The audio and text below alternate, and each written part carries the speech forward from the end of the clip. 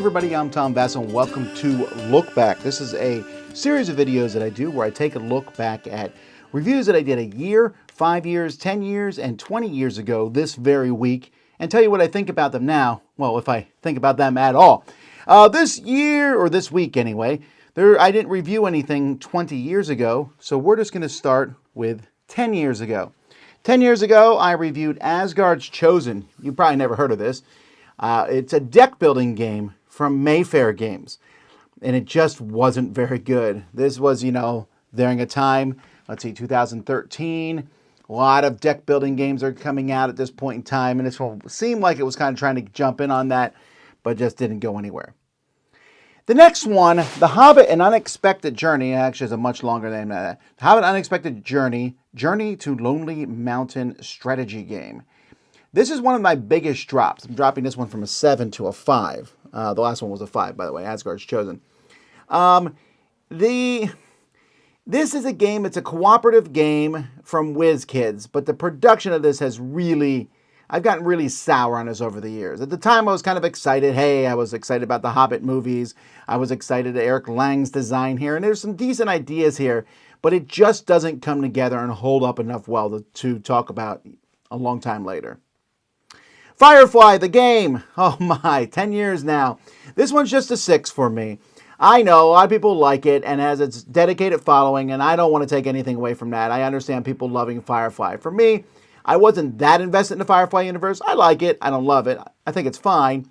But this game is just simply too long. A cool pickup and delivery game, but doesn't hold up.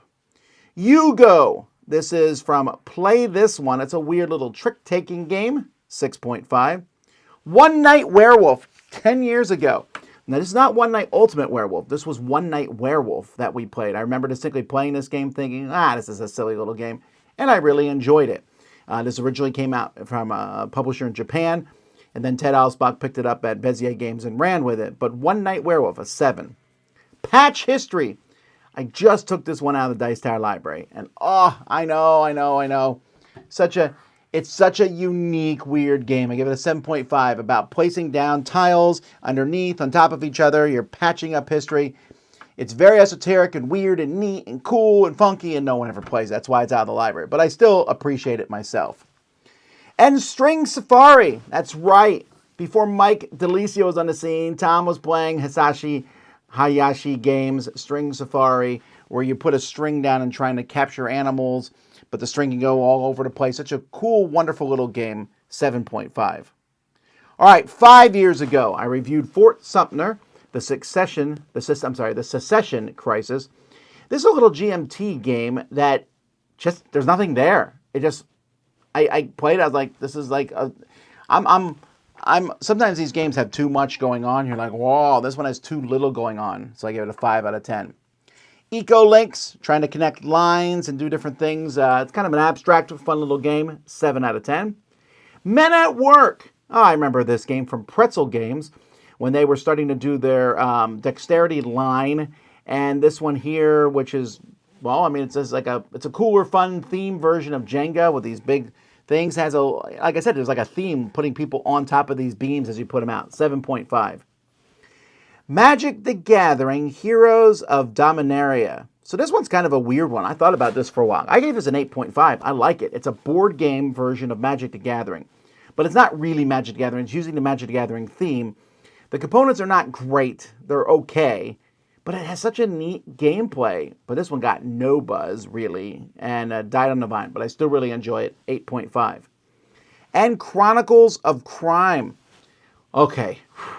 So this one I dropped from a 10 to a 9, but that's not to diminish this game. It's still an amazing game. It's just that I feel like I think I played almost everything in Chronicles of Crime. I know that there are more packs you can get for it, and there are more, user downloadable scenarios. But still, just what an amazing game. To me, this is one of my favorite experiences playing games with my wife, as we're walking through and playing basically through a whodunit, an episode of NCIS or CSI or something like that together. It's very fun. All right, last year I reviewed Teeter Tower, which is a game with dice and cards. It's okay, stacking dice on top of cards, 6 out of 10. In the Palm of Your Hand, a game in which you're going to touch someone's hand and put different things in their hand, different items and things to get them to think of something. That's interesting, but It's not for everyone. 6 out of 10. Alien Pet Shop. I like the idea of an alien pet shop. It's kind of fun, but there's just not a lot of interesting decisions in this worker placement game. Another 6 out of 10. Ticket to Ride Ghost Train. So Ticket to Ride, this is a kid's version of the game. I think this is the second kid's version of the game. Nice Halloween theme. Works really well with kids, younger kids. 7 out of 10. Walk and Roll. This is a roll and write style game with a really fun theme. I'm telling you, most roll and write games have no theme. This one I felt the theme. I'm making the different dishes as I get the different things. And I particularly like the Walk and Roll Korean Wave expansion a lot. I like that even more than the base game, but 7 out of 10. Duos. This is a party game in which you're trying to match pairs together, trying to figure out what else people paired together and put together on their board. A fun party game, 7 out of 10.